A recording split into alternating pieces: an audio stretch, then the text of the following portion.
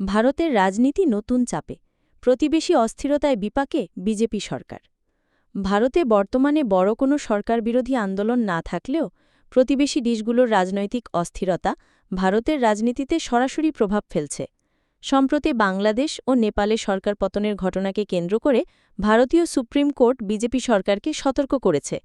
প্রধান বিচারপতি বি.আর. গাভাইয়ের মন্তব্য অনুযায়ী জনগণের অসন্তোষ ও বিক্ষোভ যে কোনো সরকারের জন্যেই একটি বড় সতর্ক বার্তা। এই প্রেক্ষাপটে ভারতে একটি নতুন সংবিধান সংশোধন বিল নিয়ে তীব্র বিতর্ক শুরু হয়েছে, যেখানে প্রধানমন্ত্রী ও মন্ত্রীদের ক্ষমতা সীমিত করার প্রস্তাব রাখা হয়েছে। এরই মধ্যে চাপের মুখে কেন্দ্রীয় পররাষ্ট্রমন্ত্রী পদত্যাগ করেছেন, যা রাজনৈতিক অস্থিরতাকে আরও বাড়িয়ে তুলেছে। পাশাপাশি নেপালের সরকার পতন ভারতের কূটনৈতিক অবস্থানকে নতুন চ্যালেঞ্জের মুখে ফেলেছে। সব মিলিয়ে এই ঘটনাগুলো বর্তমান সরকারকে বড় ধরনের চাপে ফেলেছে।